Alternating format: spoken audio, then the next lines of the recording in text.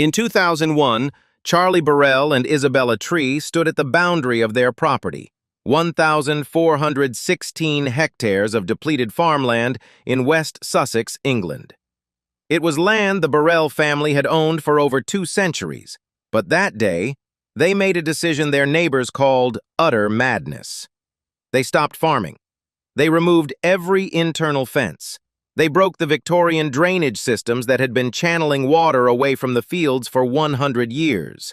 They released herds of longhorn cattle, exmur ponies, tamworth pigs, and 3 species of deer. And then they did the one thing no one in British agriculture could believe.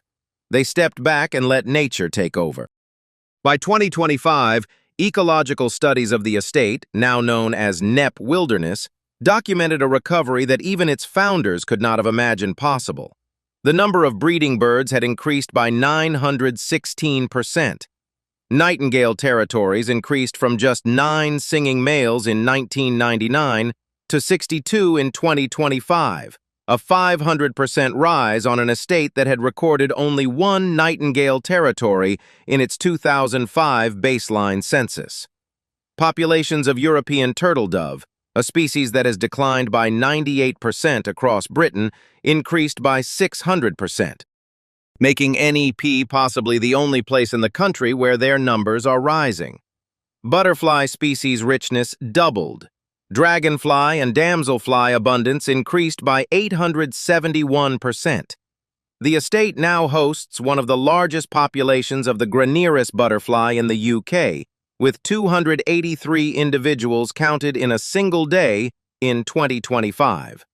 White storks successfully bred in 2020, marking the first time the species had nested in Britain since 1416. By 2024, 53 chicks had fledged. Beavers were reintroduced in 2022.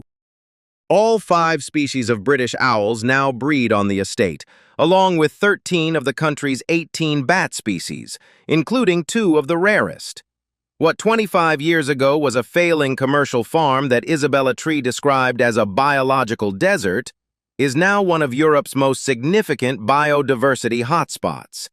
And the method that produced it cost less than the farming it replaced. This is that story, the full story. From the financial collapse that forced a 200-year-old family farm to abandon conventional agriculture, to the radical ecological theory that suggested an alternative to what happened at NEP, we need a specific frame of reference. 25 years of monitoring data are now revealing what happens when you return large herbivores to depleted European farmland and let natural processes run undirected. Britain is a small, intensively farmed country. Nearly 70% of its land is agricultural. The average British farm is approximately 87 hectares. NEP, at 1,416 hectares, is large by British standards, about 14 square kilometers, but by American standards, it's barely a medium-sized ranch. What makes NEP extraordinary is not its size, but what happened on that small patch of land when the owners stopped fighting the land and allowed the animals to take over. Charlie Burrell inherited the farm in 1985 at the age of 21. It was a conventional dairy and arable farm, winter wheat, barley, oats, and corn, working on heavy wilt clay soil that had never been naturally productive. The clay was cold, damp, and stubborn.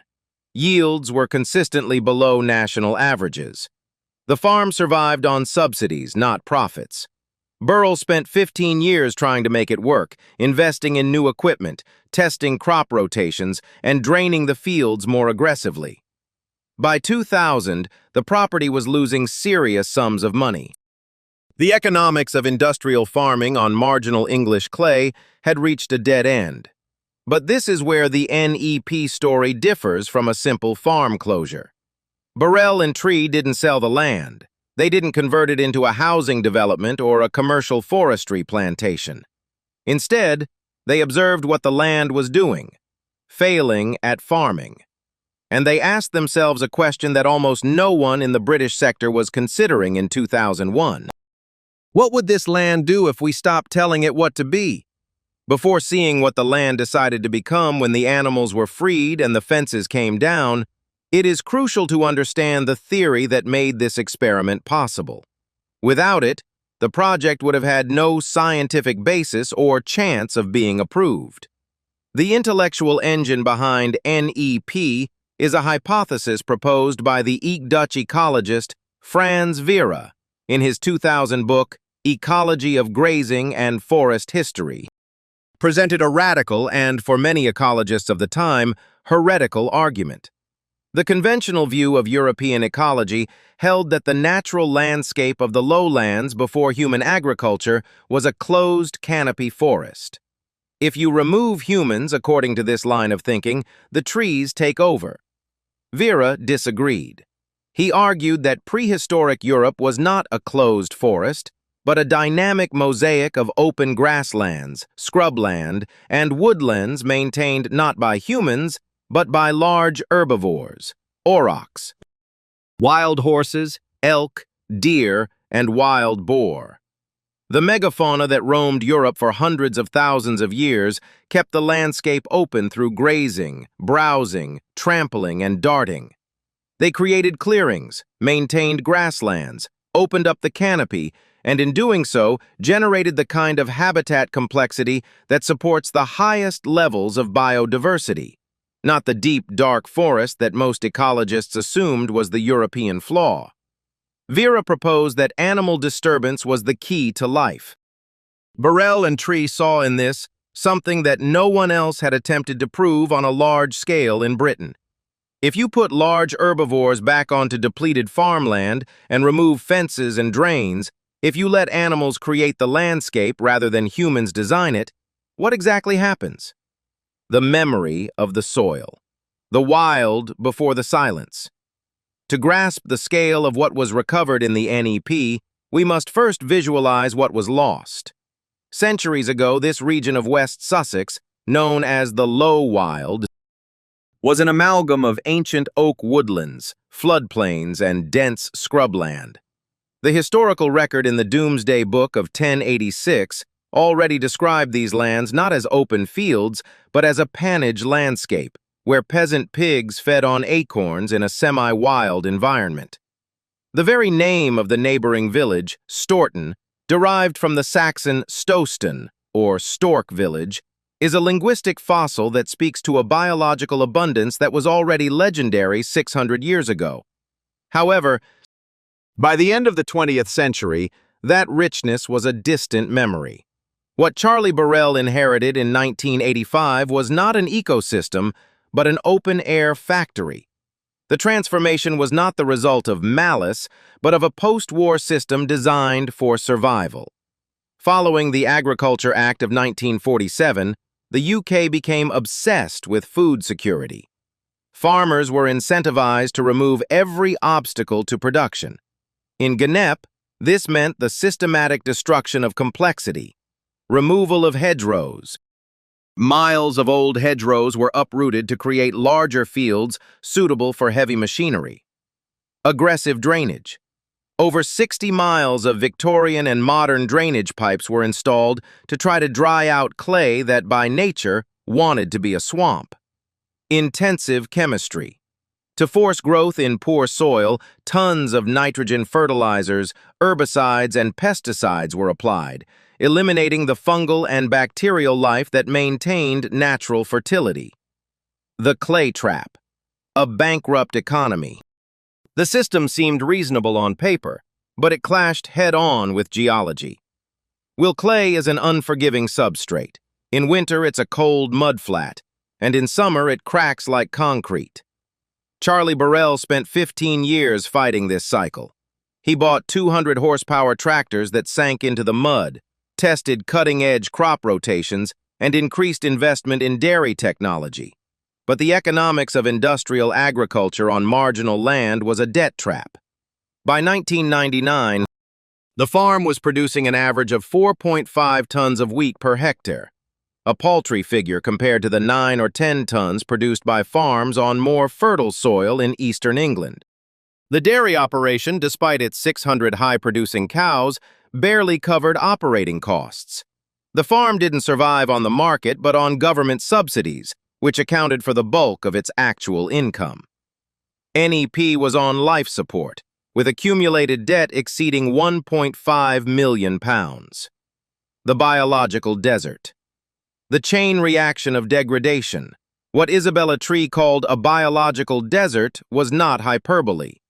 Agricultural intensification had triggered a chain reaction that emptied the landscape. Soil compaction.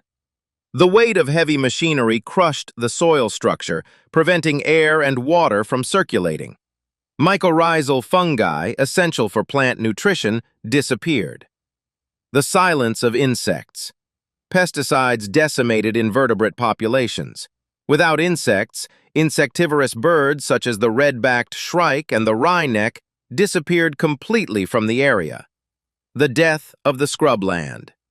In modern agriculture, scrubland, hawthorn, brambles, and gorse are considered weeds. By removing them, critical nesting habitat was destroyed. The nightingale, which depends on the dense structure of the undergrowth for protection, was reduced to a token presence on the most remote margins. By 2000, the NEP landscape was barren, silent, and financially unsustainable. Conventional logic dictated that the only way out was to sell the land for housing development or double down on intensive farming, with more chemicals and more machinery, a solution that had already failed for 2 decades. No one in the Burrell's circle believed there was a third way. Nature was thought to be so degraded that, without constant human intervention, the land would simply become a worthless wasteland of weeds. They were about to discover that the problem was not a lack of human control, but too much of it. The alliance that changed the fate of the New England Park, NEP, wasn't born of a comfortable consensus, but from a clash of visions. In 2001, Charlie Burrell and Isabella Tree sat down with the Dutch ecologist Frans Vera. Vera wasn't your typical park manager. He was a provocateur, challenging the notion that European nature should be a tidy garden. His thesis was that to restore life, it was necessary to hand over the reins to the ecosystem's engineers, the large herbivores. But for the British government to allow them to stop farming and release animals into the wild, the Burrells had to convince a bureaucracy that only understood production subsidies or the strict conservation of individual species. The experiment began with an act of scientific faith. The goal wasn't to create a specific landscape, but to restore natural processes. Instead of planting trees, they introduced animals that would act as functional substitutes for the extinct megafauna. English longhorns, with their large horns and ability to graze among shrubs, filled the niche of the ancient Uinta. The English longhorn, with its large antlers and ability to graze among bushes, filled the niche of the ancient aurochs.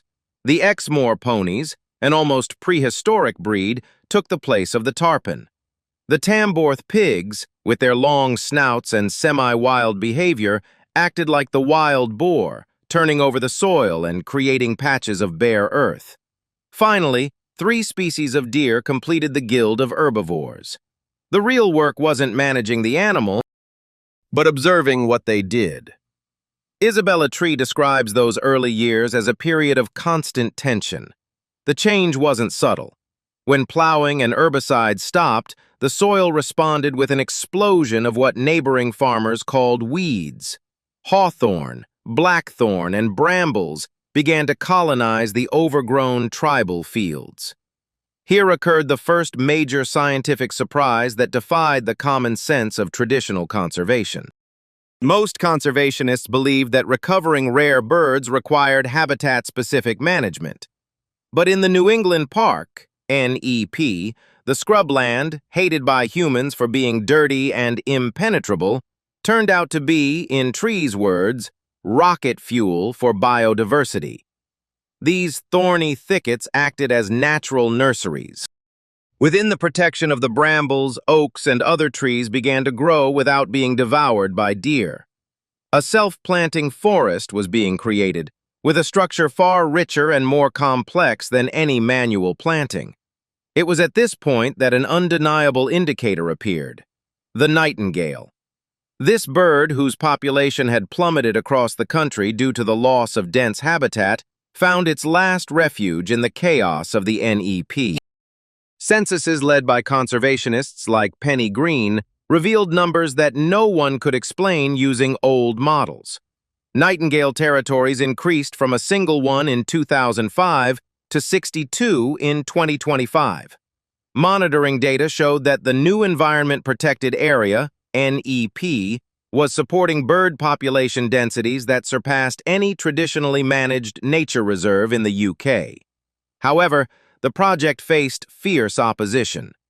Neighboring farmers, raised on the aesthetics of efficiency and order, saw the NEP as a threat.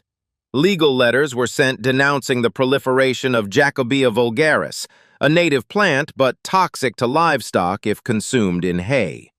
The social pressure was immense. They were accused of abandoning their responsibility to the land and letting it all go to waste. The skeptics argued that a landscape untouched by human hands would become a wasteland of weeds with no economic or ecological value. But nature had other plans. While the neighbors complained about the weeds, entomologists were discovering something unprecedented. The great iris butterfly, Apatura iris, one of Britain's rarest and most demanding species, requiring specific willows and a very particular woodland structure, appeared spontaneously in the New England Project, NEP. By 2025, counts reached 283 individuals in a single day. The data showed that the cheapest method, simply releasing the animals, was infinitely more effective than multi-million-pound restoration projects that attempted to micromanage every square meter. Nature wasn't being neglected. It was working at a speed and with an intelligence that engineering models had failed to predict. The numbers of rewilding. An audit of life.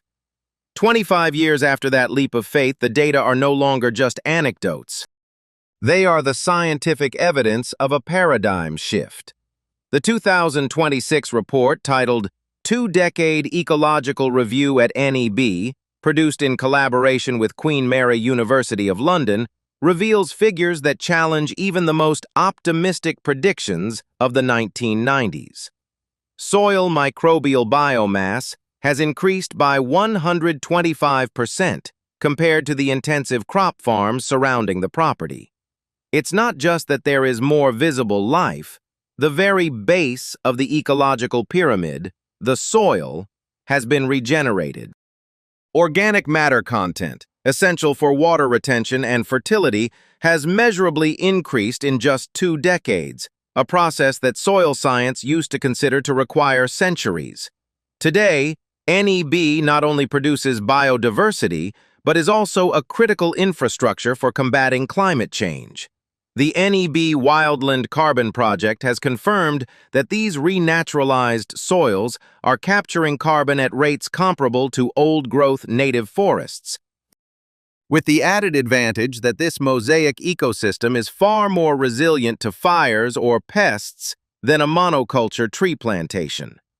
The return of identity, the stork, and the village. The most symbolic recovery took place in the sky.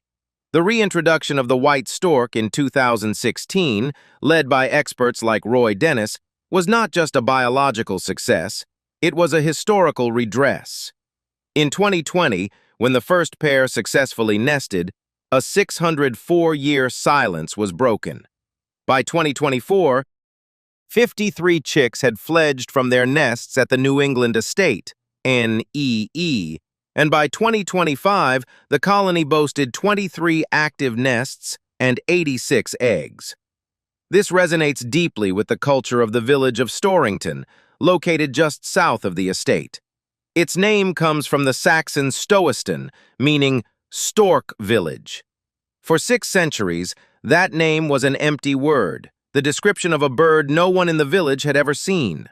Today, the people of Storrington once again see these birds gliding above their rooftops, reclaiming a part of their identity they thought was lost forever. The economics of the ecosystem. Who pays the bill?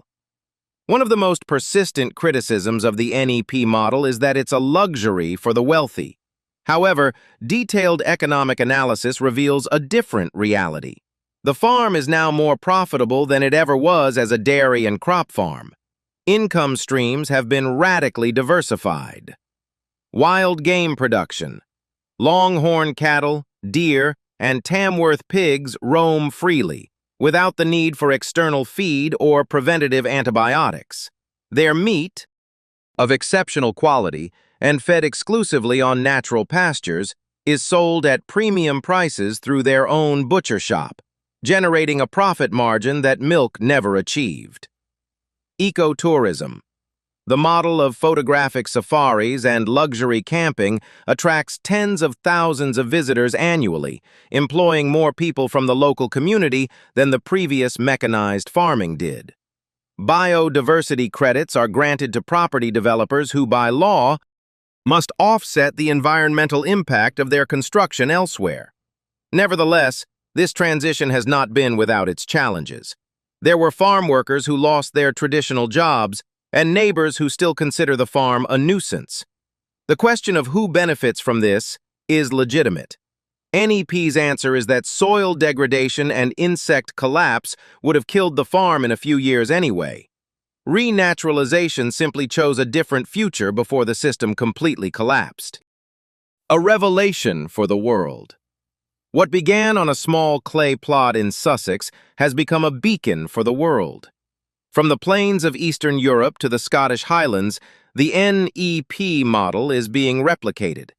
It has taught us that nature is not a static tableau to be protected behind glass cases, but a dynamic process that can repair itself if we give it back its essential components. The biggest lesson of these 25 years is a humbling experience for our species.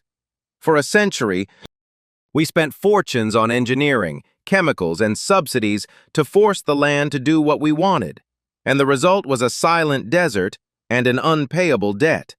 When we finally stopped managing and started trusting the intelligence of animals, life returned with a force no engineer could have calculated. But England isn't the only place where a returning species is reshaping the landscape in ways science never anticipated. In our next video, we'll travel to Idaho, where in 1948, a wildlife officer dropped 76 live beavers from an airplane using leftover World War II parachutes. That accidental restoration experiment has worked uninterrupted for 77 years in one of the wildest parts of America. If you thought releasing animals onto an English farm was a risky gamble, wait until you see what 76 parachuting beavers did across 1 million acres when no one was watching. NEP proves that we don't own the land, but are its noisiest tenants. And that restoration isn't about rebuilding the past, but about giving the future permission to be reborn. Nature doesn't need us to save it, it just needs us to get out of the way.